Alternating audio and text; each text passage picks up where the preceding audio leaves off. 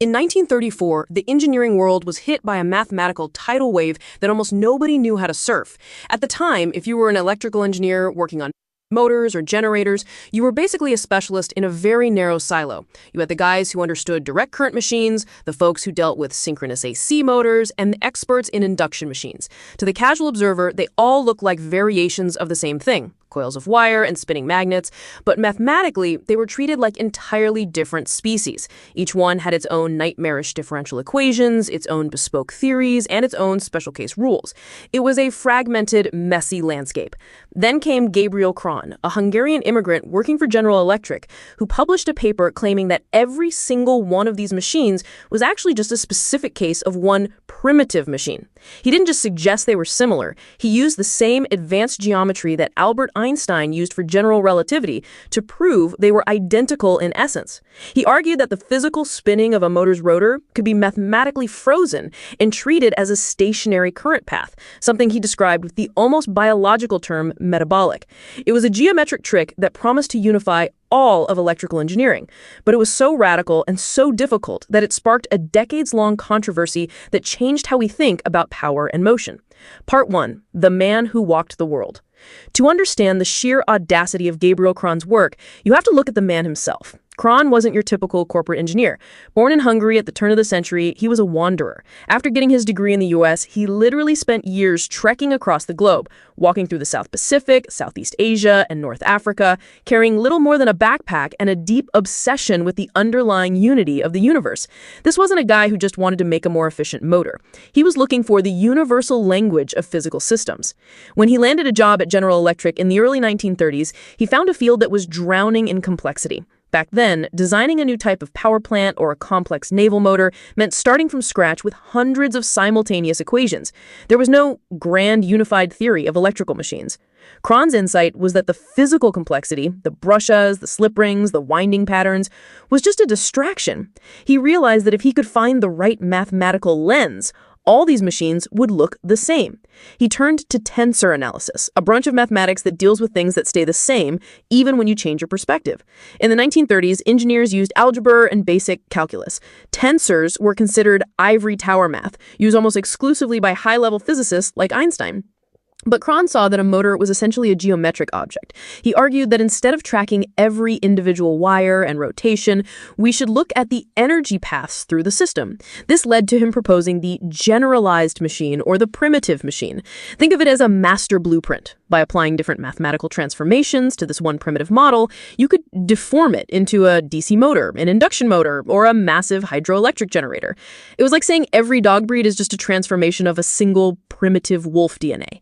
This was his great geometric trick. He moved the problem from the physical world of spinning iron and copper into the abstract world of multidimensional space. Part 2. The metabolic secret and the stationary rotor. Now let's talk about that metabolic current path, because this is where things get really weird and brilliant. In a standard motor, you have a rotor, the part that spins, and a stator, the part that stays still. If you're standing in the room, the rotor is obviously moving. The currents inside it are swirling around at thousands of RPMs.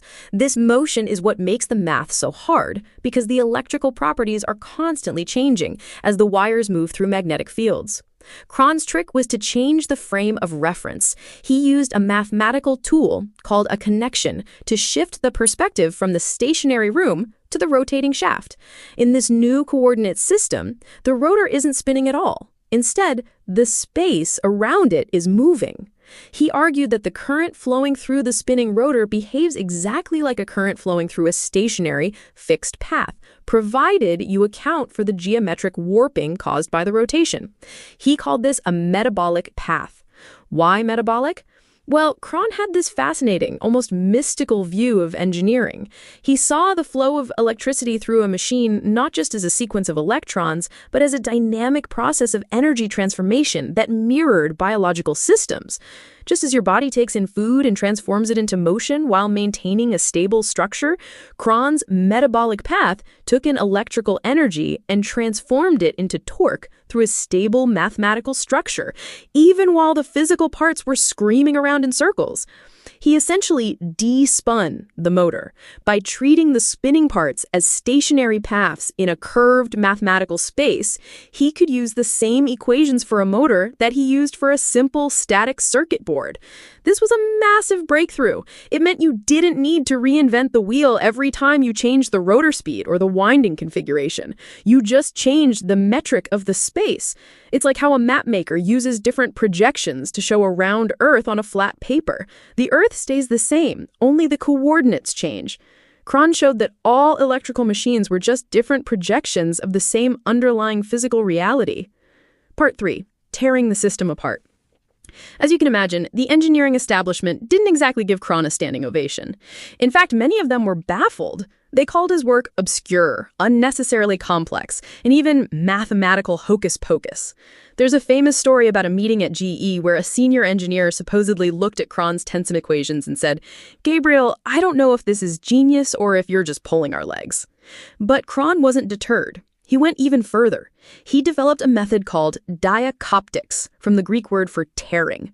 The problem with his unified theory was that while it was elegant, the math for a massive power grid was still too big for the computers of the 1940s and 50s. Diacoptics was his solution. He proposed that you could tear a large, complex system into smaller, manageable pieces, solve those pieces individually using his geometric methods, and then sew them back together using tensors to handle the connections. This was, in many ways, the precursor to modern parallel computing and finite element analysis. He was essentially telling engineers to stop looking at the machine as a whole and start looking at it as a collection of interconnected geometric subspaces.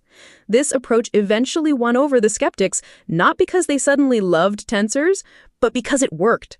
When the first digital computers arrived, Kron's tearing method was one of the only ways to actually model a large-scale electrical grid without the computer's memory exploding. He had created a bridge between the physical world of power plants and the abstract world of information theory. Part 4. The legacy of the unified machine. So where does this leave us today? Gabriel Kron passed away in 1968, but his geometric trick is baked into the DNA of modern power systems.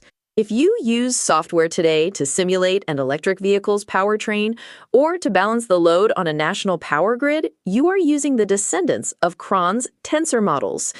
We don't always call them metabolic paths anymore. That term has mostly faded into the history books. But the principle of the generalized machine is still the gold standard in advanced motor control. We've also seen his influence spread far beyond electrical engineering. His idea that complex systems are just geometries in motion influenced the development of system theory, robotics, and even some branches of theoretical physics. He was one of the first people to realize that the stuff in a system, the copper, the iron, the wires, is often less important than the structure of the connections between them. He taught us that a motor isn't just a machine, it's a mathematical landscape. When you look at the sheer variety of electric motors today, from the tiny ones in your phone's haptic engine to the massive ones driving industrial ships, it's easy to see them as a chaotic jumble of different technologies. But thanks to Kron, we know that underneath that chaos is a beautiful, unified geometric order. He found the wolf DNA in every motor we build. It's a reminder that sometimes the best way to solve a physical problem isn't to build a better tool, but to find a better way of seeing. Kron saw a world where motion and stillness were just two ways of looking at the same path. And in doing so, he turned the noise of spinning machines into a single, elegant symphony of equations. Imagine a squirrel cage induction motor spinning at high speed. Traditionally, we think of the copper bars on that rotor as fixed physical entities moving through space. But in 1949, Banesh Hoffmann published a paper in Reviews of Modern Physics titled Kron's Non-Riemannian Electrodynamics, which asks us to do something quite radical. He suggests we stop looking at the physical metal and instead imagine a continual metallic metabolism where the current paths remain stationary even as the rotor itself turns. It sounds like a philosophical abstraction, but it's actually a sophisticated mathematical trick that uses non-Riemannian geometry to simplify the chaotic equations of rotating machinery. Imagine a squirrel cage induction motor spinning at high speed. Traditionally, we think of the copper bars on that rotor as fixed physical entities moving through space. But in 1949, Banesh Hoffmann published a paper in Reviews of Modern Physics titled Kron's Non-Riemannian Electrodynamics, which asks us to do something quite radical. He suggests we stop looking at the physical metal and instead imagine a continual metallic metabolism where the current paths remain stationary even as the rotor itself turns. It sounds like a philosophical abstraction, but it's actually a sophisticated mathematical trick that uses non-Riemannian geometry to simplify the chaotic equations of rotating machinery. It really is a shift in perspective. To understand why Hoffmann and Gabriel, the engineer whose work he was interpreting, went down this path, you have to look at the sheer complexity of electrical machine equations. In a standard setup, the inductances between the stator, the stationary part, and the rotor, the spinning part, are constantly changing. They're functions of the rotor's angle. For an engineer trying to calculate performance, have variables that fluctuate with every micro degree of rotation is a nightmare.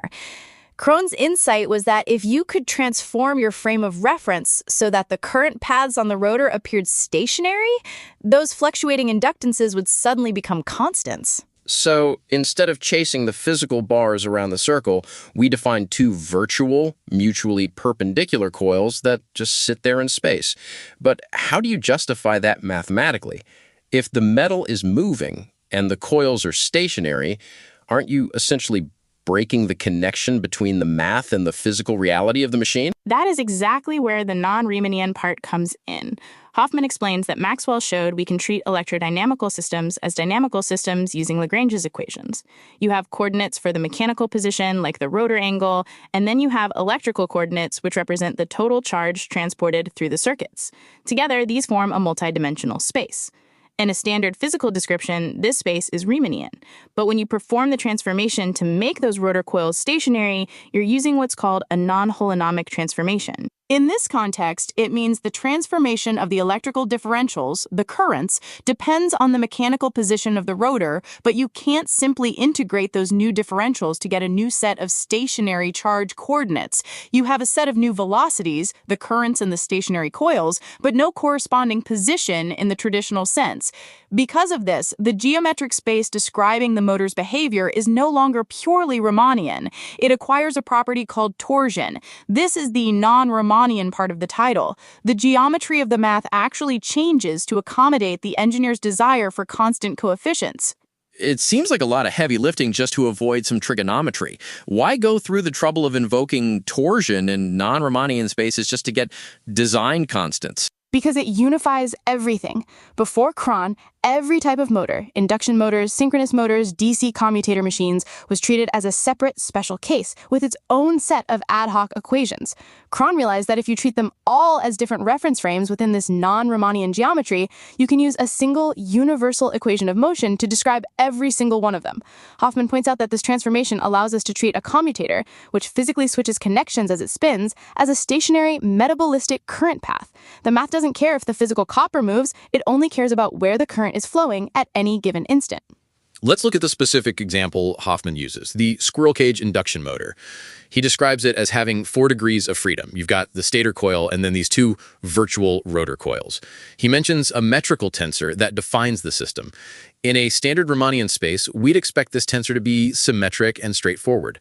What happens to it under this metabalistic view? The metrical tensor, which in this case represents the inductances of the system, actually becomes simpler in the stationary frame. Hoffmann shows that if we assume the mutual inductance between coils varies with the cosine of the angle between them, which is a standard engineering approximation, then the transformation results in a tensor where all the entries are constants. For instance, he defines the stator inductance as L11 and the rotor inductances as L22 and L33. Even if there's a salient pole, an asymmetry in the magnetic field, the math handles it by making L22 and L33 unequal, but they remain constant. This is the holy grail for design. You can measure these constants once and then predict the motor's behavior under any load or speed. But if we're using these stationary coils, we're not using the standard Lagrange equations anymore, are we? Hoffmann mentions that if you just plug these constant values into the traditional Maxwell-Lagrange equations, you'd get the wrong answer. He says there's an additional term that appears. Right, that's the catch. When you move to a non-holonomic frame, the standard derivative in the equation of motion has to be replaced by a covariant derivative. That includes a non-Riemannian connection. Specifically, a term involving the objects of torsion appears. In the equation for torque, this term represents the motional electromotive force, or the actual mechanical force generated by the currents. In the stationary frame, the physics that used to be hidden in the changing inductances is now explicitly pulled out into this geometric term. It's like the Coriolis force of the electrical world. It's not a real force in the sense of a new physical discovery, but a necessary correction because you chose to stand in a non-moving frame while the parts are actually spinning. It's actually more essential there. In a DC motor with brushes, the brushes are physically fixed. They define a current path in space. As the rotor spins, different segments of the rotor winding pass under those brushes. From the external circuit, the current path is stationary. The metal is metabolizing through that path. Kron's non-Riemannian approach is the only mathematically rigorous way to handle that transition without getting bogged down in the discrete switching of every single commutator segment. It turns a discontinuous mechanical clicking process into a smooth, continuous geometric. There's a section in the paper where Hoffmann discusses the cylinder condition. He notes that the inductances and resistances depend only on the mechanical coordinates, like the angle, and not on the electrical coordinates, the total charge. This seems to be the linchpin that allows the whole geometric interpretation to work. Exactly. Because the electrical charge itself doesn't change the physical properties of the motor, ignoring things like saturation for a moment, the geometry of the space has a specific symmetry. It's a cylinder in the sense that if you move along the charge axis, the landscape of the inductances doesn't change. This symmetry is what allows us to project the complex n-dimensional motion down into something we can solve. Hoffmann is essentially bridge building here. He's taking Kron's engineering brilliance, which many physicists at the time found incomprehensible or unorthodox, and translating it into the language of differential geometry that a physicist like Einstein or a mathematician like Ricci would recognize. It's interesting you mentioned the unorthodox nature of it. Kron was often criticized for his use of tensors, with some engineers saying it was overcomplicating things. But Hoffmann argues the opposite. He suggests that by using non-Riemannian dynamics, we're actually uncovering a deeper unity. He even mentions that these tensor ideas could apply to things beyond motors, like the hunting and stability of complex systems, or even equivalent circuits for partial differential equations in quantum physics. Kron was thinking very big. He saw tensors not just as arrays of numbers, but as a way to interconnect systems. If you have a motor connected to a transmission line connected to a generator, Kron's method allows you to treat each as a subspace and then use tensor transformations to stitch them together into one giant geometric manifold.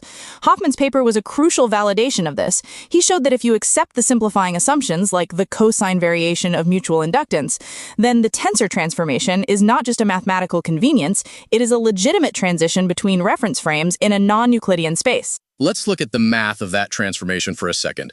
Hoffmann uses a matrix C to transform the velocities. He shows that the new metrical tensor is derived by multiplying the old one by this transformation matrix and its inverse.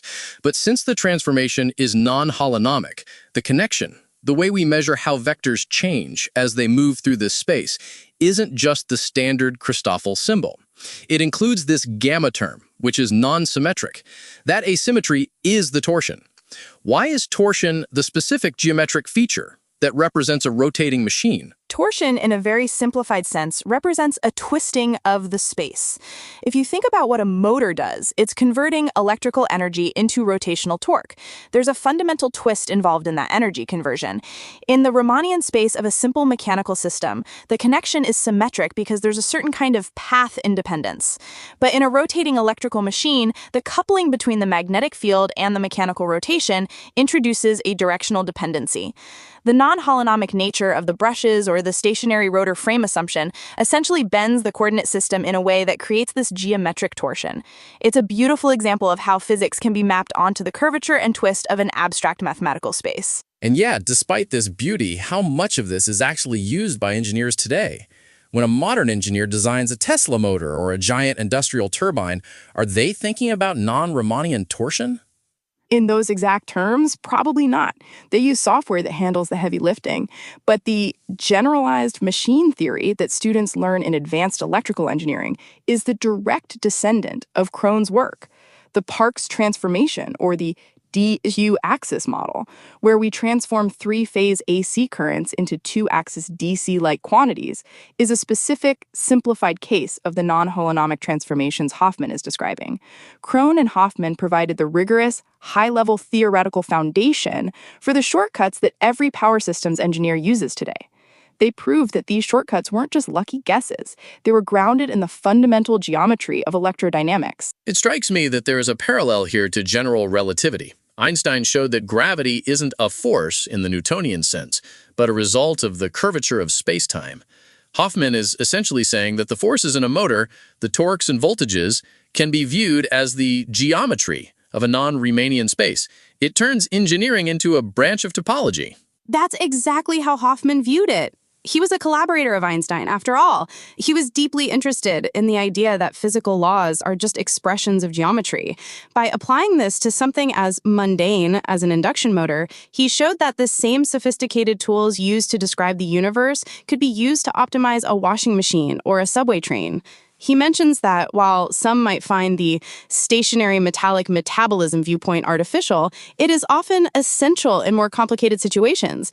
It's about choosing the right lens. Sometimes the most unnatural perspective, like seeing a spinning rotor as a stationary metabolizing path, is the only one that reveals the underlying simplicity of the system. The paper ends by noting that Kron's work even extends to setting up equivalent circuits for the partial differential equations of classical and quantum physics. That's a massive leap from squirrel cage motors. It suggests that this interconnection theory is a universal language for any system where different parts interact. It's the idea of tearing. Kron called it diacoptics. You take a massive, unsolvable system, tear it into small solvable pieces, and then use tensors to describe how they reconnect. Whether it's an electrical grid or a quantum wave function, the metabolic exchange of energy or information follows the same geometric rules. Hoffmann's 1949 review remains a landmark because it took these incredibly dense, almost prophetic ideas of Kron and anchored them in a clear illustrative example that any physicist could follow. It showed that the math of the motor is much deeper than just wires and magnets. It's a window into the non-Riemannian structure of the world. The idea that our industrial world is quite literally spinning through non-Riemannian space is a fascinating takeaway.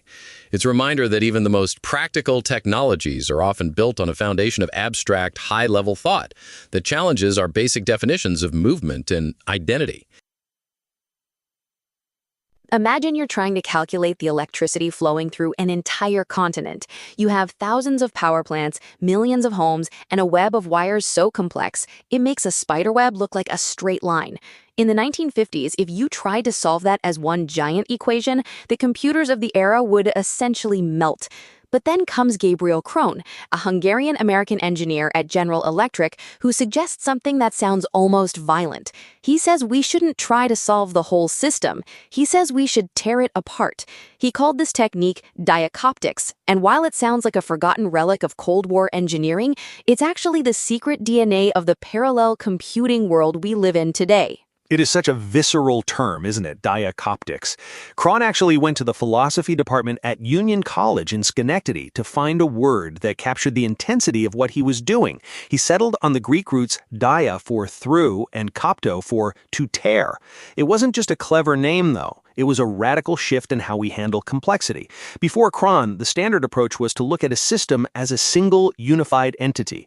But Kron realized that if you can find the natural fault lines in a system, say the boundaries between different power companies, you can solve each piece independently and then, through a very specific mathematical glue, stitch those partial solutions back together to get the exact answer for the whole. It sounds a bit like divide and conquer, which we hear about in computer science all the time. But there's a distinction here. Usually when we talk about breaking down a problem, we're talking about software or logic. Kron was talking about physical, massive networks. Is diacoptics just a fancy word for matrix partitioning, or is there something more profound happening under the hood? That's actually the exact question that sparked a massive controversy in the engineering world back then. Many of Kron's contemporaries looked at his work and said, "This is just matrix partitioning with more jargon." But Kron insisted there was a fundamental difference. In standard partitioning, you're just slicing up a table of numbers. In diacoptics, you're looking at the topology, the physical structure of the system. Kron's method didn't just ignore the connections you tore, it accounted for them using what he called an intersection network. According to a review by Harvey Happ, who worked closely with Kron at GE, the genius was in how Kron treated these torn interconnections as a separate, smaller problem that could be solved to link all the other pieces back together. It's the difference between cutting a map into squares and cutting it along the actual mountain ranges and rivers that define the terrain. So he was finding the natural seams, but why was it so controversial? You mentioned he was vilified in some circles. If he was solving problems that literally couldn't be solved otherwise, why weren't people throwing him a parade? It was a mix of his personality and his math. Kron wasn't just an engineer, he was an intuitive thinker who used tools like tensor analysis and non-Riemannian geometry, stuff that in the 1930s and 40s was usually reserved for people like Einstein. In fact, Kron's 1934 paper on the dynamics of rotating machinery was so advanced it won the Montefiore Prize from the University of Liège. Yet American engineers often found his writing incomprehensible. Banesh Hoffmann, a mathematician who worked with Einstein, once wrote that Kron's work was often mocked as being needlessly complex or just for show. Engineers wanted simple plug-and-play formulas, and Kron was giving them multidimensional manifolds. He was speaking a language from 50 years in the future. It's fascinating that he was using general relativity concepts to fix power grids. But let's look at the tearing itself. If I have a massive power grid and I tear it into 4 parts, I solve those 4 parts. Does that actually save time? Or am I just doing the same amount of work in a more complicated way? Back in the 1950s, it was a massive win for memory management. Computers like the IBM 704 had very limited brain space. If you try to load a 1,000-node system into it, the computer would run out of memory. By tearing the system, you could solve one small piece, save that answer, clear the memory, and then solve the next piece. It was essentially a way to trick a small computer into thinking it was a big one. But where it really shines, and why it's the foundation of modern simulation, is that those torn pieces can be solved at the exact same time. This is the birth of parallel processing. Instead of one computer working for 10 hours, you have 10 computers working for 1 hour. So Kron essentially predicted the multi-core processor and the supercomputer cluster before they even existed. But if his method was so foundational, why don't we hear the name diacoptics more often? If I open a textbook on parallel computing today, am I going to see his name in the first chapter? Usually no, and that's one of the great ironies of engineering history. Much of what Kron pioneered was rebranded. Today we call these techniques domain decomposition or substructuring in structural engineering. In the world of power systems, companies like ePry still use A-diacoptics. The A stands for actors, to simulate smart grids and microgrids. They use a framework called the actor model to handle the communication between those torn subcircuits. So the technique is alive and well, it just went into witness protection and changed its name to sound more modern and less Greek philosophy. That feels like a common theme with pioneers who are ahead of their time. They're too weird for the present, so the future just absorbs their ideas and forgets the source. But Kron didn't just stop at power grids. Toward the end of his life, he started talking about something called a crystal computer. That sounds like something out of a sci-fi novel. Was he actually building a computer out of crystals? Not literally, but the concept was just as wild. In the 1960s, Kron became obsessed with the idea of multidimensional wave automata. He envisioned a computer that didn't just process bits in a line, but processed crystals of information across multidimensional spaces. He believed that if you could map a system's topology into a higher dimensional polyhedron, you could solve incredibly complex problems, like fluid dynamics or even the physics of the universe, almost instantaneously by letting waves of information propagate through this mathematical crystal. His biographer, Philip Alger, mentioned that Kron saw this as his crowning achievement, but it was so far beyond the technology of the 60s that most people just thought he'd finally lost his grip on reality. It's almost like he was trying to invent quantum computing or neural networks using the tools of a power engineer. There's the sense that he saw a unifying theory of everything through the lens of circuits. He even wrote a paper on using electrical circuits to model the Schrödinger equation, didn't he? He did. In 1945, he published Electric Circuit Model of the Schrödinger Equation in Physical Review. He argued that you could represent the fundamental equations of quantum mechanics using inductors and capacitors. To Kron, everything was a network. Whether it was a spinning generator, an atom, or a national economy, he believed they all followed the same topological laws. If you could tear them and understand the connections, you could master them. It's a very grand, almost architectural view of the universe. He wasn't just interested in the electricity, he was interested in the structure of reality itself. I want to push back a little on the efficiency. If diacoptics is so great, why was there research in the 1960s, like the work by W.R. Spillers, that claimed tearing was actually less efficient than just using standard Gaussian elimination? If the tearing adds an extra step of gluing things back together, doesn't that extra math eventually eat up all the time you saved? That's a very fair critique, and it gets to the heart of why Kron was so divisive. Spillers and others were looking at the raw number of additions and multiplications. On a single processor computer, they were often right. The quote-unquote overhead of managing the intersections could sometimes make the total calculation slower. But the math changes when you have 100 processors. In that scenario, the inefficient extra work of stitching the system together is a small price to pay for the ability to run 99% of the problem in parallel. Kron wasn't optimizing for the machines he had. He was optimizing for the machines we have now. He was thinking in terms of computational throughput before we even had a word for it. It's the ultimate long game.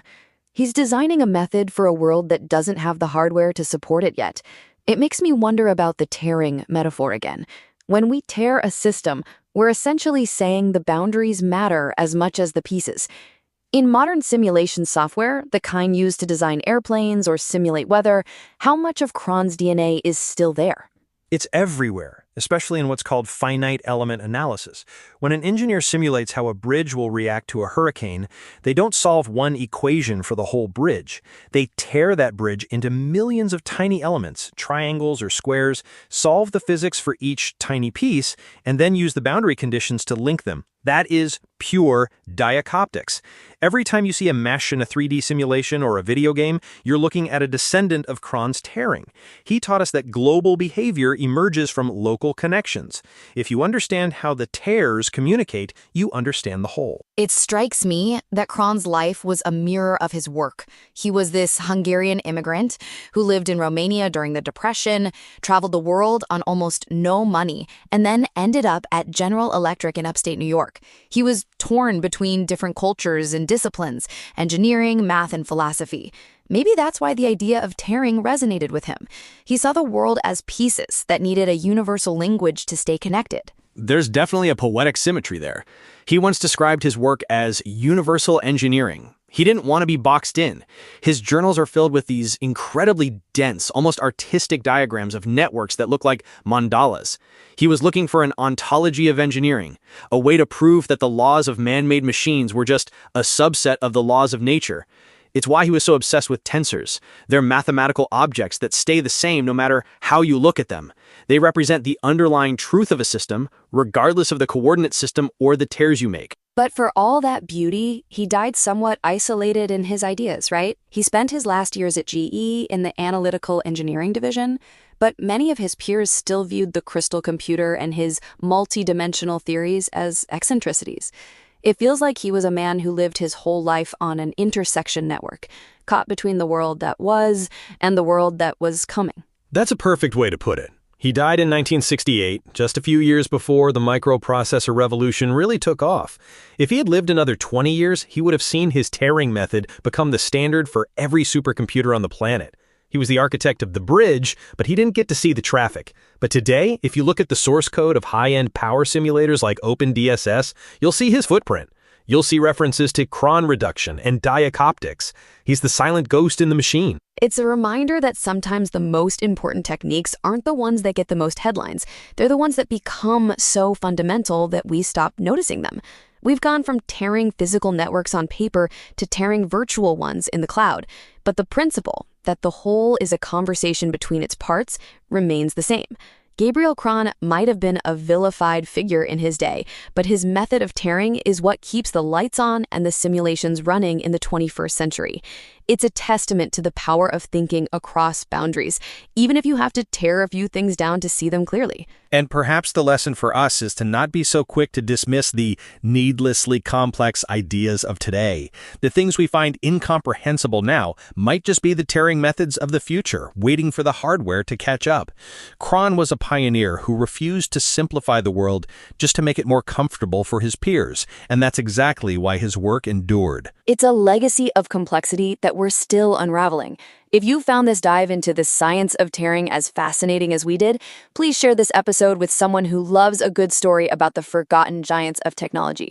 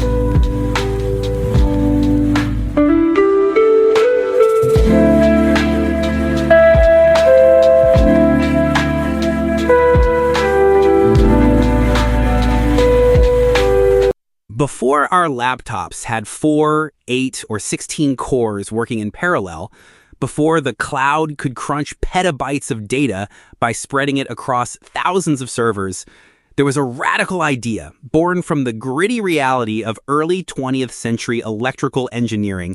It was called diacoptics. It's the story of how we learned to tear massive, impossible problems into simultaneous, solvable chunks. And it all started with a man named Gabriel Kron, who quite literally walked across the world to find the math he needed. Before our laptops had 4, 8, or 16 cores working in parallel, before the cloud could crunch petabytes of data by spreading it across thousands of servers, there was a radical idea born from the gritty reality of early 20th electrical engineering. It was called diacoptics.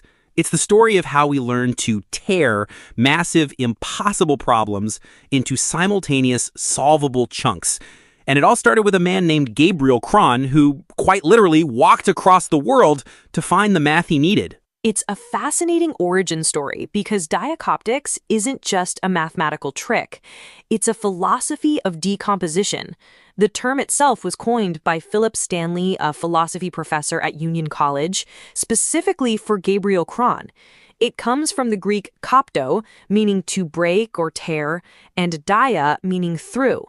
Kron was an electrical engineer at General Electric, and in the 1930s and 40s, he was facing a crisis. The power systems he was designing were becoming too complex for any existing machine or human to solve as a single unit. When you say complex, what are we talking about? This is way before the digital revolution, so were they just hitting a wall with pen and paper calculations? Exactly. They were using AC network analyzers, these massive room-sized analog computers that used actual physical coils and capacitors to mimic a power grid. If you wanted to simulate a new power plant joining a grid, you had to physically wire it up. But as grids grew, the equations governing them, Kirchhoff's laws essentially, became a tangled mess of thousands of variables. Solving them meant inverting massive matrices, which, at the time, was computationally suicidal. If you made one tiny error in a 100-variable matrix, the whole thing was garbage. Kron's insight was, why solve the whole thing at once? So the tearing is literal. He wanted to physically and mathematically rip the grid into pieces, solve those pieces, and then somehow stitch them back together. That's precisely it. He called it the method of tearing. But the genius and the controversy was how he stitched it back together. According to historical records from the IEEE, Kron didn't just use standard algebra. He used tensor analysis and non-Riemannian geometry, concepts usually reserved for Einstein's general relativity. He argued that an electrical network wasn't just a set of wires. It was a physical space with its own topology. By tearing the system at its boundaries, he could solve each subsystem independently, as if it were a separate universe, and then use tensors to account for the interconnection energy that tied them back together. Wait, using general relativity math for power lines? That sounds like overkill. Did his peers at General Electric think he had lost it? Many did. Kron was a notoriously difficult character. He wasn't an educator, he was a pioneer. One of his colleagues, Charles Concordia, noted that Kron's methods were so ahead of their time that they were often met with blank stares. He famously spent years traveling through the South Pacific and Asia with nothing but a math textbook in his backpack, developing these theories in isolation. He saw a deep, almost mystical unity between rotating machines, power grids, and the fabric of spacetime. To him, tearing a system was just a way of changing the coordinate system of the problem. If we look at this through a modern lens, dioptics sounds a lot like what we now call domain decomposition, or just parallel processing.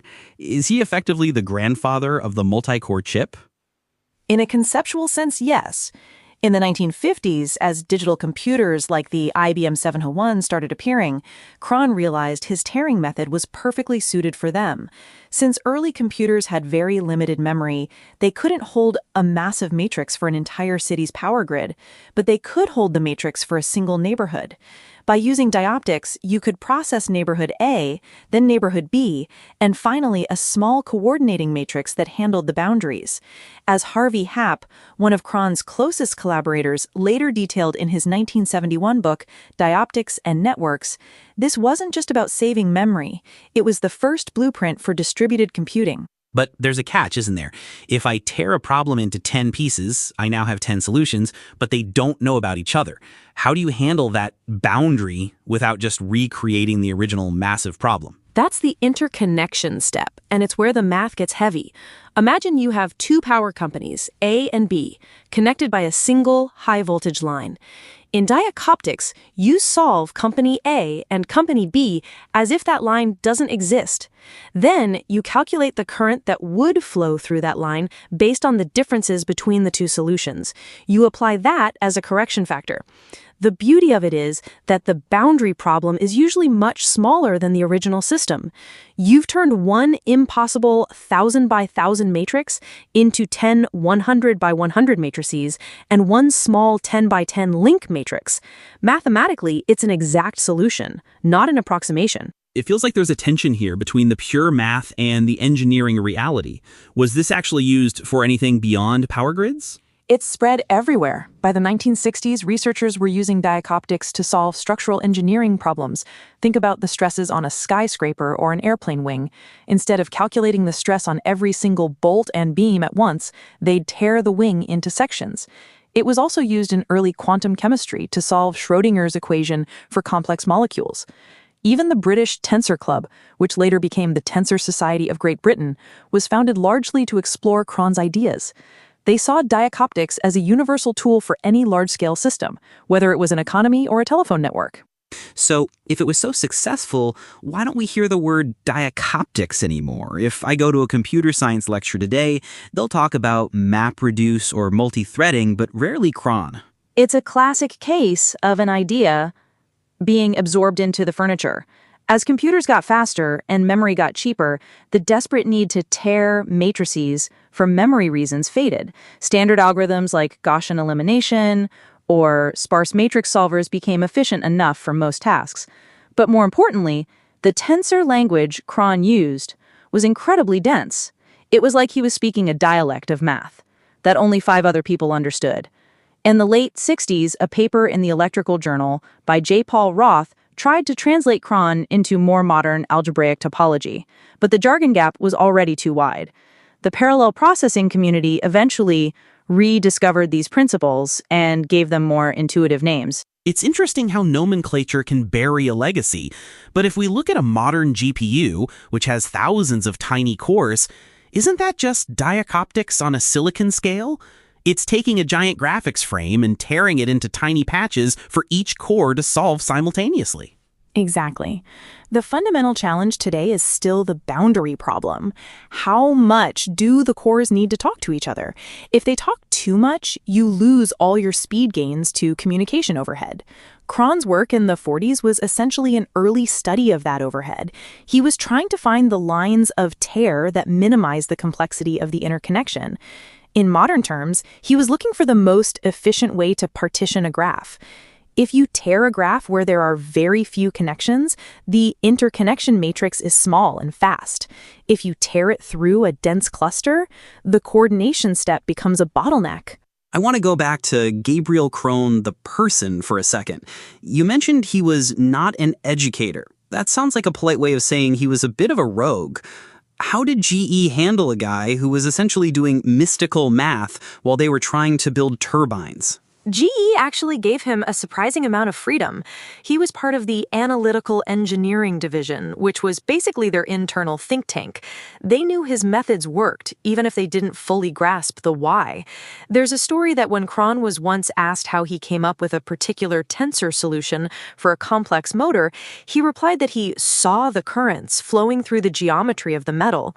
He had this intense physical intuition. But that also meant he had zero patience for people who couldn't keep up.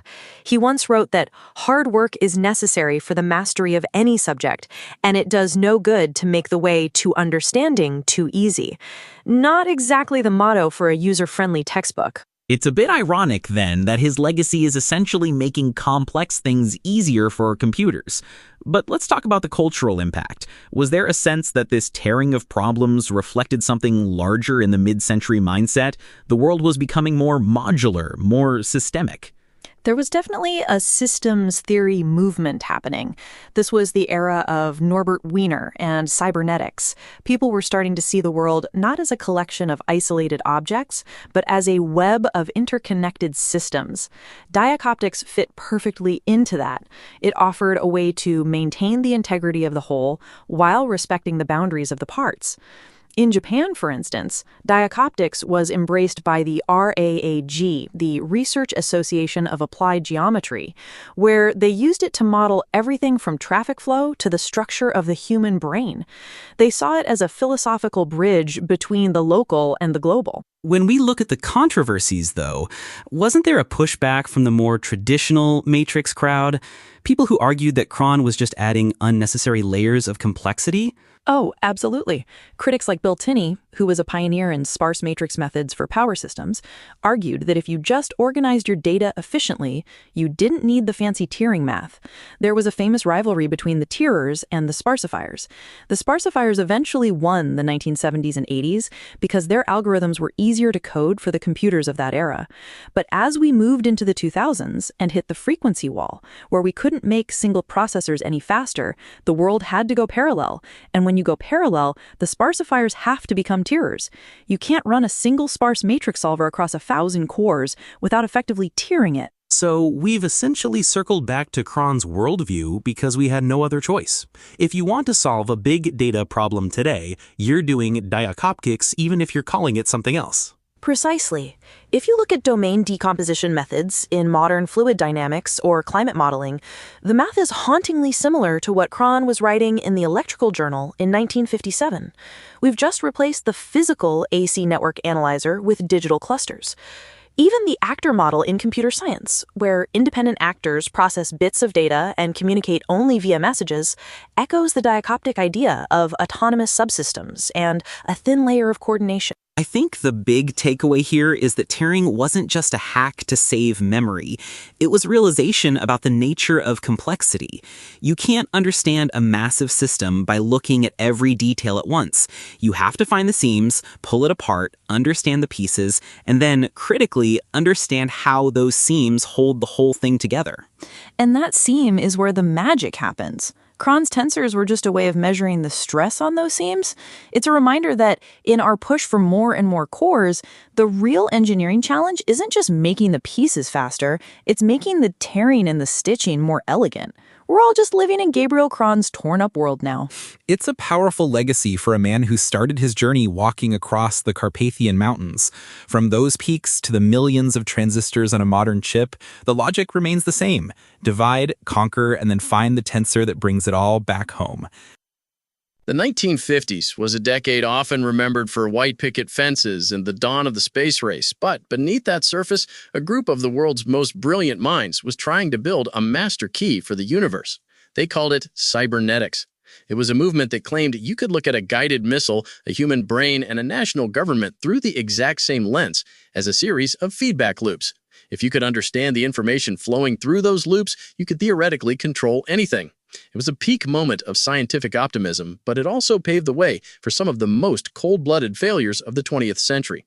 We are looking at where this holistic systems view actually changed the world for the better and where it crashed into the messy reality of human nature. It is hard to overstate how revolutionary this was at the time.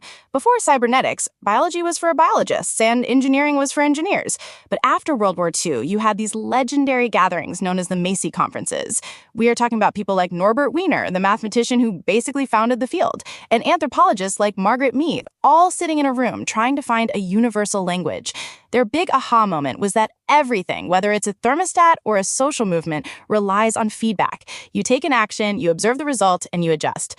Wiener famously argued in his 1948 book, Cybernetics, that communication and control are the fundamental essences of both the animal and the machine. The term itself, cybernetics, comes from the Greek word for steersman, right? It implies that everything is just a vessel being steered toward a goal. But there is a huge leap between steering a ship and steering a society. When these thinkers started looking at the human brain as just another biological computer, did they actually lose sight of what makes us human, or did they provide the first real map of how we think? It was a bit of both. On the success side, the systems view is essentially why we have the modern world. The idea that the brain is a network of neurons firing in loops led directly to the birth of artificial intelligence. Frank Rosenblatt's perceptron in the late 50s was one of the first artificial neural networks, and it was a direct descendant of these cybernetic theories. It proved that you could build a machine that learns by adjusting its internal synapses based on feedback, just like a human does. Beyond tech, it transformed how we see the body. We started understanding things like homeostasis, how our body maintains a steady temperature or blood sugar as a biological feedback loop. It gave doctors a mechanical framework to understand health as a state of balance in a system. But that mechanical framework feels like a double-edged sword. If you start viewing a person as a system of inputs and outputs, it is a very short walk to viewing a population that way. The 1950s and 60s saw this shift where governments thought they could engineer society. They applied these feedback models to the economy and even to warfare. That is where things started to get dangerous, especially when you look at the track record of systems analysis in the Pentagon. That is the dark side of the dream. The most famous failure of this mindset is Robert McNamara and his whiz kids during the Vietnam War. McNamara came from a background of quantitative management at Ford and the Air Force, and he believed that if you had enough data, you could manage a war like a factory. He introduced systems analysis to the Department of Defense, measuring progress through body counts, sortie rates, and bombing tonnage. The logic was a classic cybernetic feedback loop. If the numbers of enemy dead go up, our strategy is working. If not, we adjust the input by sending more troops or dropping more bombs. And the catastrophic flaw there is that a body count isn't a measure of victory. It is just a data point that ignores the political will of the enemy or the loyalty of the local population. It is what historians call the McNamara fallacy, the belief that if you can't measure it, it isn't important. They were treating the North Vietnamese as a predictable machine that would eventually reach a quote-unquote breaking point based on a mathematical formula. But people aren't machines. They don't just shut down when the math says they should. Exactly. They mistook legibility for understanding. They built a beautiful, data-rich model of the war that had almost nothing to do with the actual reality on the ground. This is a recurring theme in the systems view failures. The model becomes more important than the territory it's supposed to represent. When the feedback loop is based on flawed metrics, the system just accelerates in the wrong direction. You see a similar, though perhaps more noble, attempt with Project Cybersyn in Chile in the early 70s. I find CyberSyn fascinating because it was almost like a sci-fi version of socialism. They wanted to manage an entire national economy in real time using a network of telex machines and a central computer room that looked like it belonged on the bridge of the Starship Enterprise. They had these futuristic chairs with buttons in the armrests. What went wrong there? Was it just a lack of computing power, or was the theory itself fundamentally broken? Stafford Beer, the British cyberneticist who designed it, really believed he could create a viable system that balanced central control with worker autonomy. He wanted to use feedback to prevent shortages before they happened. It actually had a moment of triumph during a major trucker strike in 1972, where the system helped the government coordinate essential supplies. But the failure was twofold. First, the technical infrastructure was incredibly fragile. They were trying to run a country on a single mainframe computer and a bunch of outdated telegram machines. But more importantly, it faced the same top-down problem. The engineers building the models weren't talking to the people on the factory floors. It became a black box where the people in the futuristic room thought they knew more than the people actually doing the work. It sounds like the common denominator in these failures is hubris, the idea that a small group of experts can sit in a room, look at a dashboard of feedback loops, and manage the infinite complexity of human behavior. It ignores the noise of the system, which in human terms is actually the soul of the system: culture, emotions, and individual agency. That is why the movement eventually fractured. By the late 60s, a new wave called second-order cybernetics emerged. Thinkers like Heinz von Forster pointed out a massive oversight in the original 1950s view. The observer is also part of the system. You can't just stand outside a government or a brain and tinker with it objectively. Your own biases and actions change the feedback loop. This led to a much humbler approach in fields like family therapy. Instead of a therapist trying to fix a patient like a broken machine, they started looking at the family as an interdependent emotional unit where everyone's behavior is a response to everyone else's. Murray Bowen's family systems theory is a direct legacy of this, and it's still used today because it respects the complexity of those bonds. So we moved from trying to control the world like a machine to trying to understand how we are entangled within it. But looking at our world today, it feels like the 1950s dream of the universal feedback loop has actually come true, just through algorithms. We are constantly in these loops now. Social media feeds that adjust based on our engagement, or predictive policing models that decide where patrol cars go based on historical data. Are we just repeating the McNamara mistake on a global scale? We absolutely are. When an algorithm prioritizes engagement as its primary feedback metric, it is doing exactly what McNamara did with body counts. It is optimizing for a number while ignoring the actual impact on the health of the system, which in this case is our social fabric. The danger of the holistic systems view is that it makes everything look manageable. It gives us the illusion of control. We think if we can just map the loops, we can solve poverty, or win a war, or make people happy. But as Nervert himself warned in his later book, The Human Use of Human Beings, we have to be careful not to outsource our moral judgment to these systems. Machines and models are literal-minded. They will follow the logic of the loop to a conclusion that might be technically correct, but humanly devastating. It seems the real success of the systems movement wasn't trying to control the world, but giving us a way to see how interconnected we are. It taught us that you can't change one part of a system without affecting everything else. That is an invaluable lesson for ecology and medicine. But when we use it to try and steer people like we are steering a ship, we end up crashing because we forgot that the passengers have their own hands on the wheel. The legacy of cybernetics is this constant tension between the best and the brightest trying to optimize our lives and the messy, unpredictable reality of being alive. The 1950s gave us the tools to build the digital age, but they also gave us a warning about what happens when we start treating society as a math problem. We are still living in the house that Wiener and his colleagues built, and we are still trying to figure out if we are the masters of the system or just another variable in the loop. It is a sobering thought to realize that the same logic used to land a man on the moon was also used to justify some of the greatest tactical blunders in history. The difference seems to be whether the goal is to understand a system or to dominate it. If we have learned anything from the failures of Project CyberSyn or the WizKids, it is that no model is ever as complex as a single human life. We can use the systems view to inform our decisions, but we can't let it replace our intuition or our ethics. That is the ultimate feedback loop we need to maintain, the one between our data and our humanity. If we lose that, we aren't steering the system anymore. We are just along for the ride. The movement for a holistic systems view succeeded in showing us the skeleton of the world, but it failed whenever it mistook that skeleton for the living, breathing reality of the people in it. Understanding that balance between the machine and the human might be the most important steering we ever do. The idea that we can solve deep social problems by simply finding the right formula is incredibly seductive. We see it today in everything from Bayes algorithms to content moderation, but this impulse didn't start with Silicon Valley. In the 1960s, a group of technocrats believed they had found the ultimate key to human affairs through something called systems analysis. They thought that if you could just map out the variables of a complex situation, you could optimize it for the perfect outcome. It was the birth of a dream, government by data. But as we look at the growing dominance of algorithmic governance today, a haunting question emerges.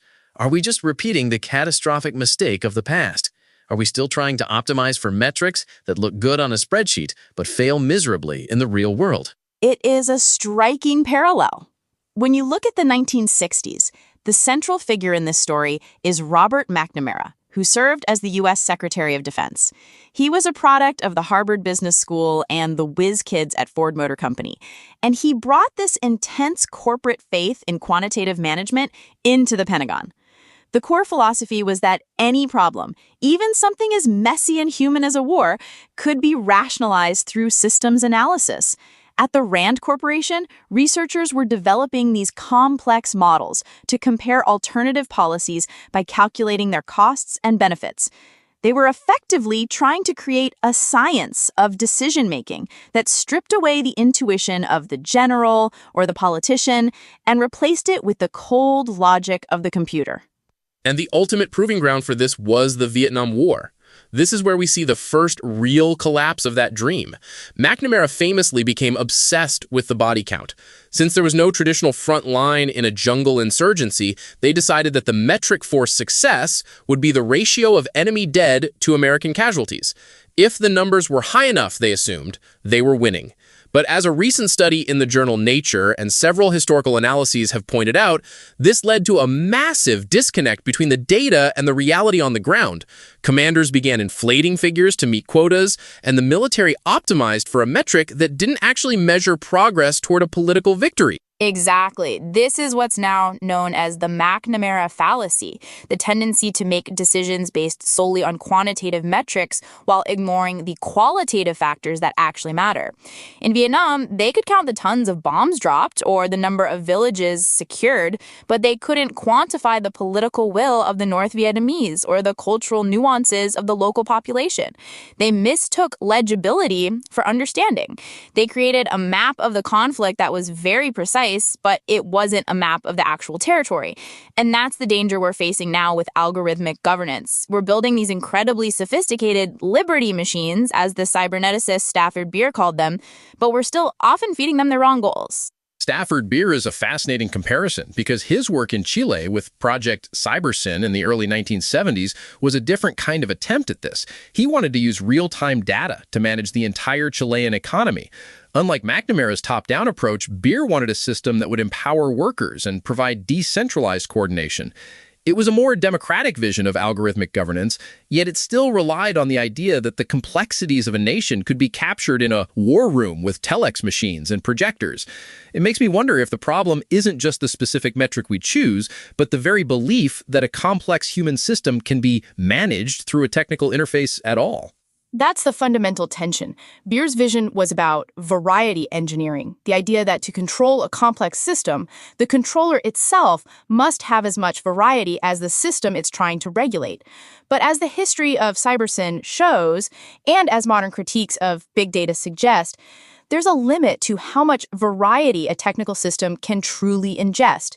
When we move to today's world, we see this playing out in what's called algorithmic regulation. This isn't just about government agencies using software. It's about the way algorithms now set standards and monitor behavior across society. Whether it's the reputation scores used in China or the risk assessment tools used by judges in the U.S. to determine bail, we're seeing a return to that 1960s dream of objective, data-driven decision-making. But isn't the objective part the most dangerous illusion? We know now that algorithms aren't neutral. They're trained on historical data that often reflects deep-seated social and racial biases. In her book, Race After Technology, Ruja Benjamin describes this as the new Jim code, the way supposedly neutral technologies can actually reinforce existing hierarchies. If a bail algorithm is optimized to predict recidivism, but it's using data from a biased policing system, then it's not really predicting crime. It's predicting future arrests in a flawed system. We're still optimizing for a metric, the risk score, that might just be as deceptive as the Vietnam body counts. The irony is that we often adopt these systems specifically to remove human bias, yet they can end up codifying it in a way that's much harder to challenge. This brings us back to the idea of legibility. James C. Scott, in his work on how states see their citizens, argues that governments always try to make society more legible so they can manage it. Algorithms are the ultimate tool for legibility. They turn the messy, unpredictable reality of human life into a series of data points that can be processed. But in that process of simplification, we lose the context. We lose the dirty reality, as some safety researchers call it, and replace it with clean data that tells a false story. It's a form of technological reductionism. We take a complex problem like poverty or crime and treat it as a technical puzzle to be solved with more data and better processing power. But these aren't technical problems. They're deeply political and ethical ones. When we outsource the decision-making to an algorithm, we're often abdicating our responsibility to engage with those difficult questions. It's much easier to say the algorithm said so than to defend a controversial policy choice. This creates a massive accountability gap. Who do you hold responsible when an opaque system makes a life-altering mistake? That is a central theme in modern AI governance discussions.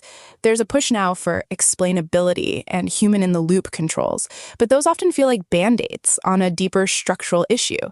The truth is that algorithmic governance often shifts power toward the people who design and control the systems, the technocrats and the private firms. This mirrors the rise of the Rand Corporation and the systems analysts in the 60s.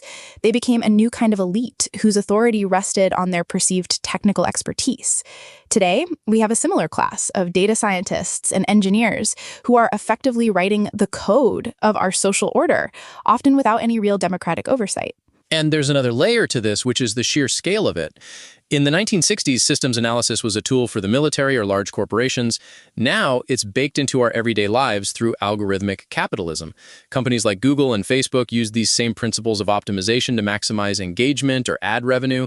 As some critics point out, these algorithms have become a form of design-based governance that shapes our behavior before we even make a choice.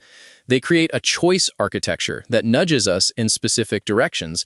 We're being optimized for the sake of a corporate bottom line, and we've seen how that can have disastrous effects on public discourse and mental health. The parallel to the Ford Pinto case from the 1970s is quite telling here. Ford's engineers conducted a cost-benefit analysis and decided it was cheaper to pay out settlements for potential deaths than to fix a known fuel tank defect. They assigned a literal monetary value to human life to make the math work. That's a pure application of systems thinking, and it shows where that logic leads when it's untethered from human values. Today, when a social media company optimizes for engagement, even if it spreads disinformation, they're performing a similar calculation. They're optimizing for a metric that is profitable for the system, but toxic for the society it inhabits. So if the mistake of the 1960s was the belief that everything can be quantified and optimized, how do we avoid making it again? It seems like we're just building faster, more powerful versions of the same flawed models. Is there a way to integrate data into governance without falling into the McNamara fallacy? Or is the very act of turning a human problem into a data problem always going to lead us astray? The key might be in moving away from the idea of optimization and towards something more like discernment. We need to recognize that data can be a useful tool for observation, but it should never be a replacement for judgment. A study by the NIST on metrication errors highlights how even simple unit mix-ups, like the loss of the Mars climate orbiter because one team used metric and another used imperial units, can lead to disaster. That's a technical error, but it's also a failure of communication and coordination. In social systems, the unit errors are much more subtle and dangerous. We need to build systems that are humble, systems that acknowledge what they don't know, and that prioritize transparency and contestability over sheer efficiency. That idea of humility in our technical systems is so important. Instead of a liberty machine that claims to have all the answers, we need tools that help us see the complexity of the world more clearly without trying to flatten it. We have to be willing to look at the heart of the conflict, as McNamara himself eventually admitted in his later years. He realized that they had viewed the world through data and missed the human dimension entirely. If we don't learn that lesson now, we're just going to keep repeating the same cycle of high-tech failure. It's a call for a more human-centered approach to technology. We should be using algorithms to enhance our democratic processes, not to replace them. That means bringing more diverse voices into the design process and ensuring that the public has a real say in how these systems are used. We need to stop asking, how can we optimize this? And start asking, who is this system for and what values is it really serving? If we can do that, then maybe we can break the line from the systems analysis of the past to the algorithmic governance of the future and build something that actually respects the complexity of the world we live in. It really comes down to the fact that while data can tell us a lot about where we've been, it's a poor guide for where we should go. The dream of a perfectly managed society is a recurring one, but it's always been a mirage. The more we try to force human life into the neat columns of a spreadsheet, the more we're going to find that the most important things are exactly what the data leaves out. We have to resist the urge to trade our judgment for the convenience of a metric. If we don't, we're not just repeating history, we're accelerating its most dangerous tendencies. The challenge for the next generation of designers and policymakers is to build systems that are as nuanced and complex as the societies they serve. We can't go back to a world without algorithms, but we can demand that they be designed with a different set of priorities. We have to remember that the map is not the territory, and the dashboard is not the danger. The real world is always messier, and that's exactly why it requires our full, unmediated attention. Ultimately, the story of 1960s systems analysis is a cautionary tale about the limits of human reason when it's divorced from human empathy. We're at a similar crossroads today, and the choices we make about how we govern through algorithms will shape the rest of the century.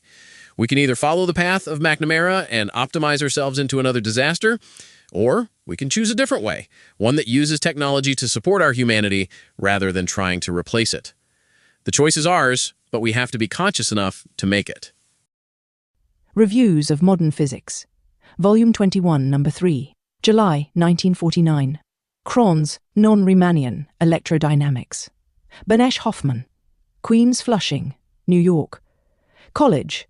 This paper discusses some aspects of Kron's tensor theories associated with the use of non-holonomic reference systems in the mathematical treatment of rotating electrical machines. The general theory is discussed in the first part and is applied in the second part by way of illustration to a squirrel cage induction motor. 1. Introduction. The work of Gabriel Kron constitutes a significant enlargement of the domain of application of tensor analysis. In a previous paper, I considered that aspect of his work associated with his use of singular transformations. Here I am concerned with his discovery of the remarkable unifying role of non-Riemannian electrodynamics in the theory of electrical machines. Since the present paper is written for the mathematician and physicist rather than the engineer, it stresses theoretical issues to the neglect of the more practical aspects of the theory. 2. The general theory. For a dynamical system having degrees of freedom and generalized coordinates A, Lagrange's equations are d at R of x, where da, the generalized velocities, 7%, is the kinetic energy, r is the dissipation function, and f are the generalized impressed forces. Kron's method of subspaces, Quart, Applied Math 2, 218, 1944, see also a mathematical interpretation of some work of Gabriel Kron, published in mimeograph form by Brown University, 1943. See his fundamental paper Non-Riemannian Dynamics of Rotating Electrical Machinery, Journ. Math, Phys. 13, 103, 1934. A full bibliography of Kron's publications was given by S. Austin Stigant in Biema Journal, August 1948, under the title Gabriel Kron on Tensor Analysis, a bibliographical record. This is included because of the electrical situation later. The introduction of a Rayleigh dissipation function in this way in mechanical problems is usually only an approximation. The kinetic energy T is a quadratic function of the velocities and, under usual circumstances, a homogeneous quadratic function whose coefficients are functions of the coordinates A only. We consider only this latter case and write T equal to. For the dissipation function we may write R equal to R. Here, Lu, R, are symmetrical in S and I and are functions of the coordinates. It is well known that the motion of the dynamical system may be represented by that of a point, having coordinates in an n-dimensional Riemannian space with metric LA. The path of this point is given by the dynamical EQ, 1, which may be written in the tensorial form, laut, it, plus R1st equal to F, the comma, denoting the covariant derivative with respect to the Christoffel symbols formed from the metric L, more specifically, 4, may be written Luxt plus 1, 3t2 plus R and equal to F, where 1 L Limi axt dx dx. Maxwell showed that the Lagrangian dynamical equations could be applied to electrodynamical problems if, in addition to mechanical one, included electrical degrees of freedom, say m of them, described by m, coordinates are measuring the total amount of charge transported across a given point in each independent. 536. Banesh Hoffmann, electrical circuit from an initial time to any time. The quantities, which in dynamics would be called generalized velocities, are here the currents in the various independent circuits.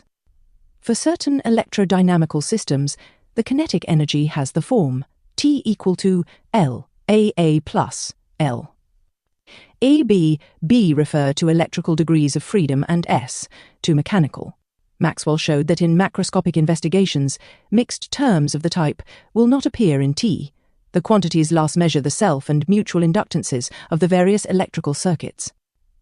They measure such quantities as masses and moments of inertia. The electrical dissipation tensor, which we may denote by RAS, measures the electrical resistances in the various circuits.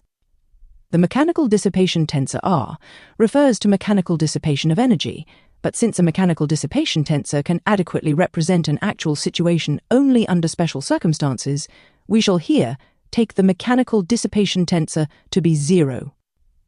The L's and R's, whether electrical or mechanical, depend only on the mechanical coordinates and do not contain the electrical coordinates A, nor do they contain the generalized velocities 2. When saturation and analogous phenomena are taken into account, this is no longer true, but such matters are outside the scope of the present discussion. In geometry, the permanent absence of specific coordinates from the components of all geometric objects is called a cylinder condition. Thus, in the plus-dimensional space having coordinates A, AMAS, there is a cylinder condition associated with the M electrical coordinates. Using Greek indices AB for the range, AS, we may write the Lagrange-Maxwell electrodynamical equations in the same form as 1, 4, or 5, with these Greek indices replacing the Latin indices there used. Thus, the behavior of an electrodynamical system may be represented by the motion of a point in an dimensional Riemannian space in which m of the coordinates obey a cylinder condition. The metric is Lass, where, that is, provided the S represents simple currents in individual circuits. Naturally, if a general transformation were made on the S, the LRCs would lose this simple physical significance. An analogous situation exists in the purely mechanical case. The dissipation tensor RAS here has the corresponding form B1 R RAS X, 0 R1S equal to 0, 0.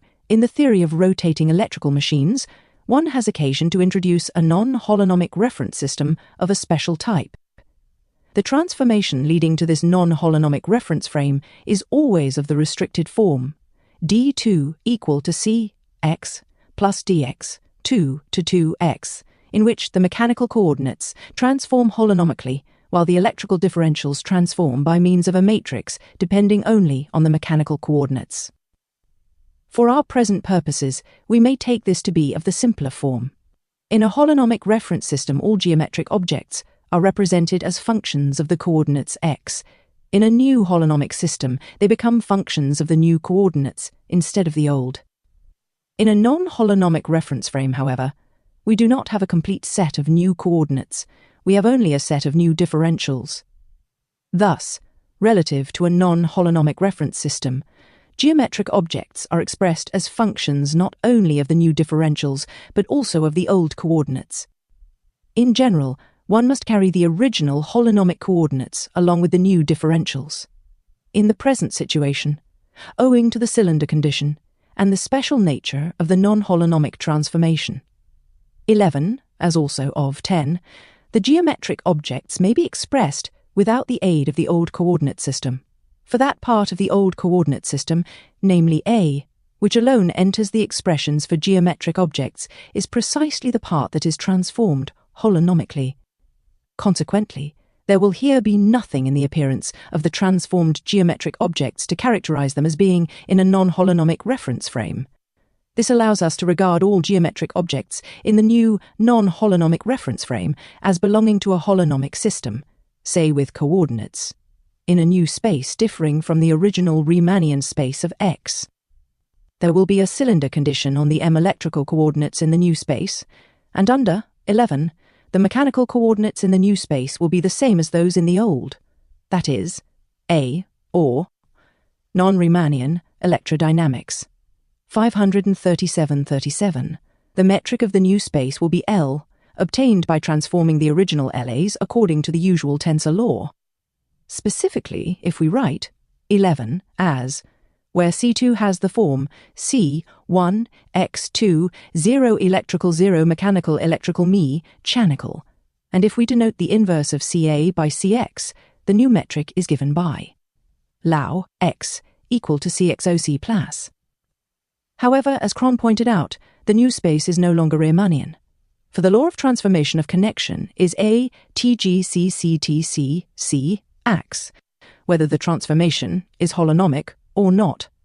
In the present case L, are Christoffel symbols formed from the metric as, namely, by A, owing to the special character of the transformation, 11, and the cylinder condition on the electrical variables, it is here possible to form Christoffel symbols, from the new metric L from 15 and 16, and the definition of the Christoffel symbols, it turns out that the original Christoffel symbols, Bayer, do not transform into the Christoffel symbols, Kerr, but into a connection Tx given by, where ACX RQ ACA.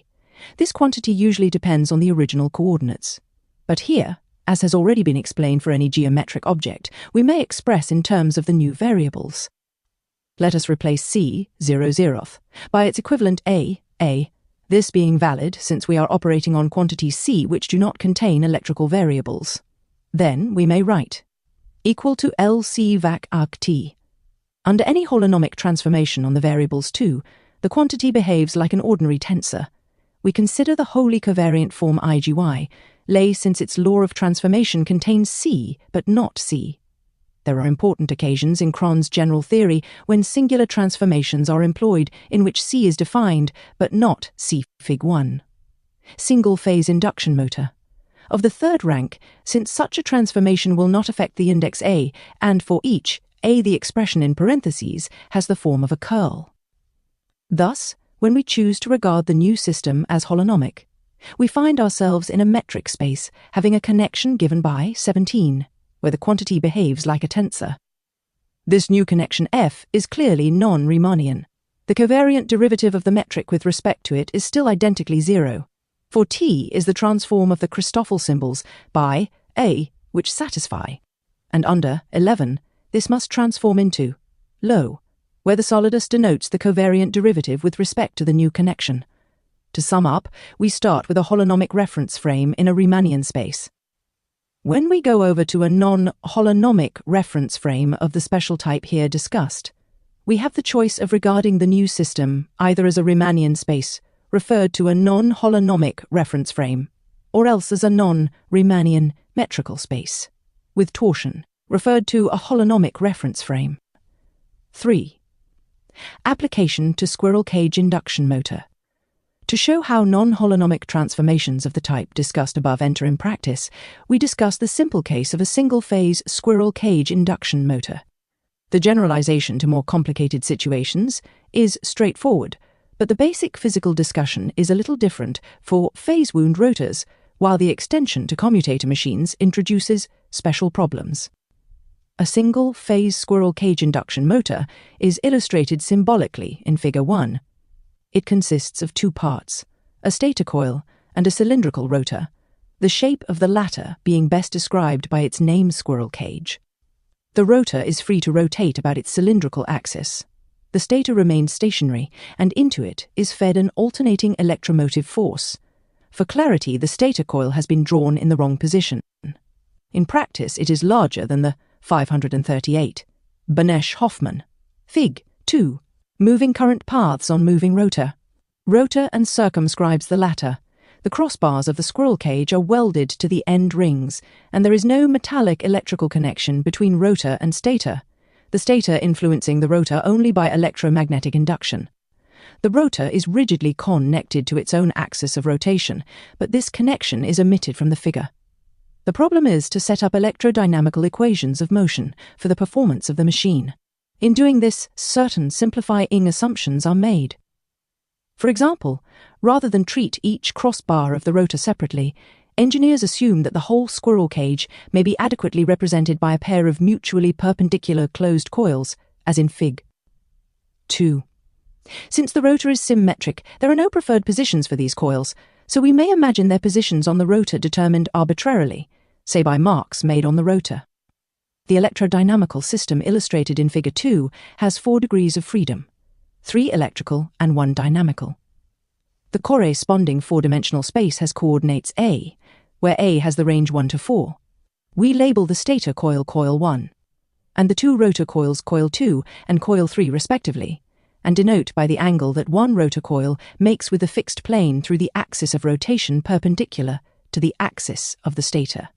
Then we may write, where AA are the total amounts of charge transported respectively in the circuits 1, 2, and 3 from time Li to any time 4, and A stands for the geometrical coordinate 0. The corresponding velocities are, where the I's are the currents in the 3 circuits, and is the angular velocity of the rotor. The dissipation tensor is diagonal and has the form. Hira is the resistance of the stator winding, and R is the resistance of each of the rotor coils 2 and 3. These having equal resistances on grounds of symmetry. Here, the constant I is the moment of inertia of the rotor about its axis, Las is the self-inductance of the stator winding, which is a constant, and Las are the mutual inductances between the stator and the respective rotor coils. Las are the self-inductances of the rotor coils, and Las their mutual inductance. Induction motors are not so constructed. Other motors do have such. Let us pretend that the stator has a salient pole, even though in poles. The salient pole introduces an asymmetry in the air gap between rotor and stator. Were the air gap symmetric, LAS would be 0 and LAN would equal LA. But the presence of iron influences inductances, and so for the present, we shall leave these L's as unspecified functions of 0. If the EMF impressed on the stator winding is denoted by S and the mechanical torque load imposed on the rotor is denoted by G, the generalized force vector is φ 0, 0, G. The zeros enter because no EMFs are impressed on the rotor coils, induced EMFs being taken care of by the inclusion of the inductances. It is now a simple matter to substitute the above values in the Lagrange-Maxwell equations, dRc, where, and T r rast. This will give us the equations of motion for the machine. They will be of 2 types, electrical and mechanical. The former, called the equations of voltage, arise when A has the values 1, 2, 3. The latter, called the equation of torque, is that for which A has the value 4. If proper assumptions were made concerning the functional forms of the various inductances, the equations of motion would be ready for solution. The procedure just outlined pertains to a holonomic reference system in a Riemannian space. Now, however, let us approach the matter from a different point of view. In replacing the squirrel cage rotor by a pair of mutually perpendicular coils which rotate with the rotor, as if rigidly attached to it, we were essentially picking out 2 mutually perpendicular current paths on the rotor and endowing them with such inductances and resistances as would enable them to represent, with sufficient accuracy, the electrical properties of the rotor as a whole. Suppose now that we represent the electrical properties of the rotor by 2 mutually perpendicular current paths much as before, but with the important difference that they shall be stationary. Such current paths, or coils as we shall call them, will not be rigidly attached to the rotor, and we cannot imagine them to be made out of some particular portion of the Non-Riemannian electrodynamics, 539, metal forming it. On the contrary, we must imagine a continual metallic metabolism to be taking place in the constitution of these coils. The coils are fixed, but their metallic constitution changes as the rotor rotates. While this change of viewpoint may seem artificial in the case of a squirrel cage induction motor, it is often essential in more complicated situations. For instance, When a motor has stationary brushes, these define stationary metabolistic current paths on the rotor that are of fundamental importance. Even in the present, simple case, we shall be able to see some of the significance of the new viewpoint. If we neglect the minor fluctuations arising from the existence of gaps between successive bars of the squirrel cage, we must expect all the inductances of our stationary rotor coils to be constants. Engineers naturally prefer constants to more general functions. They call them design constants and determine their numerical values either by actual measurement on the machine under investigation or by calculation from a detailed drawing of it. The present machine, with its stationary rotor coils, has 4 degrees of freedom. Denote the corresponding coordinates by the coordinates 2. 2 have the same meaning as A before. Thus, if we take the new, stationary coils 2, 3, in the position shown in figure 3, measures the angle, E, between coil 2 and the previous coil 2, and likewise between the coil 3 and the previous coil 3. The coordinates refer to the stationary coils 2, 3, and are such that the corresponding velocities flowing in those coils are the currents. The metrical tensor must here be 1I2 3 trillions Lala 0 to 100 and 43 Lula 0 03 0 0 0 0 0 1, where all the L's are constants. There will be no mutual inductance between the 2 and 3 coils even if a salient pole does thread the I coil on the stator, for we are taking 3 in line with the salient pole and 2 perpendicular to it. However, the presence of the salient pole makes L and Las unequal, even though the rotor is symmetric. It was in order to show the effect of this type of inequality that we pretended there was a salient pole. To find the relationship between the new reference system and the former reference system, we make a simplifying as sumption. The mutual inductance between 2 plane circuits has its greatest numerical value when they are parallel and falls to 0 when they are perpendicular. Although the actual mutual inductance is a complicated function of the angle between the 2 circuits, it is a standard engineering approximation that near the centers of the coils the mutual inductance varies as the cosine of this angle. We make that assumption here, since the mutual inductance of 2 circuits measures the magnetic flux threading one circuit when unit current flows in the other. This assumption amounts to taking the relevant parts of the magnetic fields of the plane coils to be uniform and perpendicular to the planes of the coil. We wish the pair of coils 2, 3 to have the same electrical effect as the pair of coils 2, 3. Therefore, for instance, we want the magnetic flux through circuit 2, due to the currents in 2 and 3, to be the same as the magnetic flux through this same circuit 2, due to the currents 2 and 3. The former flux is measured by LA. The latter is measured by L plus L, where L are the mutual inductances with 2 of 2 and 3 respectively. Fig. 3. Stationary current paths on moving rotor. Question have the same shape we have by the simplifying assumption above, since all the circuits in Lai li cos 0 plus 90 deg equal to li sine J10. Hence la cos lisine, or since lige is not 0, cost sine. Similarly, by considering the flux through 3, we find that S sin plus cost, combining 32 and 33, and the relations me we have 34.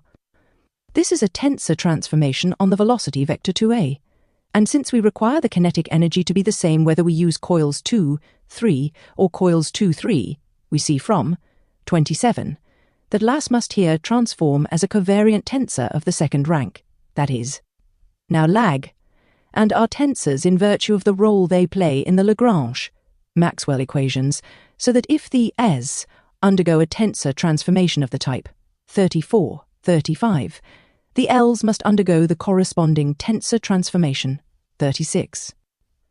We could always make the tensor transformation 34, 35, 36, but without some such discussion as that above, we should have no way of interpreting it as a transition to stationary coils 2, 3, and thus no grounds for taking all the new components LA to be constants.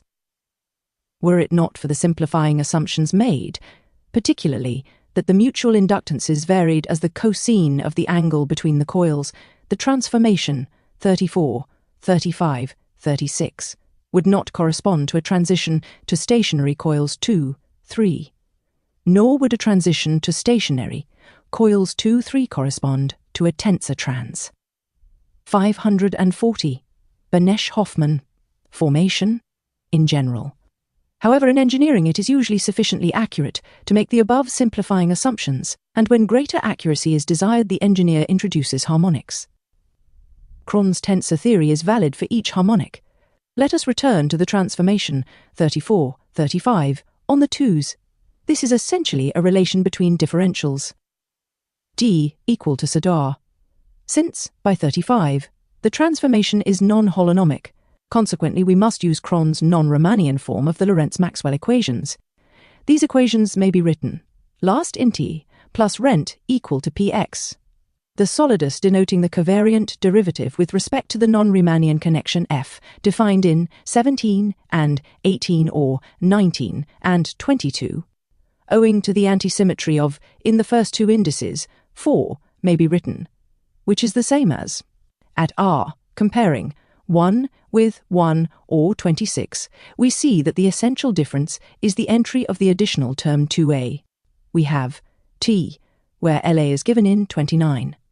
Also, R, and from 23 and 35 we see that has the same components as RAS. If we use these values of T and R in the original form of the Lagrange-Maxwell equations, 26, we would obtain wrong results. We must use them in the generalized form, 1. However, the ordinary Lagrange-Maxwell equations, 26, would give correct results if we used the appropriate form, 24, of the metrical tensor LAS. It is of interest to see what the simplifying assumptions made above imply in terms of the form of 24, transforming from the constant low back to the LAAs in the holonomic frame by means of the tensor law. With a given by 35, we find that 1 li cos, li sine 0 2, li cos la locos 29, lo sin 20 3, li sin la sin 29 ls plus locos 2040. L equal to L plus L, lo equal to li. If the air gap is symmetric, li, and so lo is 0. In this case, the components la of lad vanish, and this means there is no mutual inductance between the moving coils 2, 3 on the rotor. When there is a salient pole or other asymmetry in the air gap, this mutual inductance will not vanish. The above has touched on only one of the many aspects of Kron's work. His various tensor ideas have a wide range of application. They cover such things as the theory of stationary electrical networks, the interconnection of complex systems, whether electrodynamical, mechanical, or hydrodynamical, the hunting and stability of all such systems, and the setting up of equivalent circuits, not only for their performance under different conditions of operation, but even for the partial differential equations of classical and quantum physics. The engineering term for small oscillations about steady motion.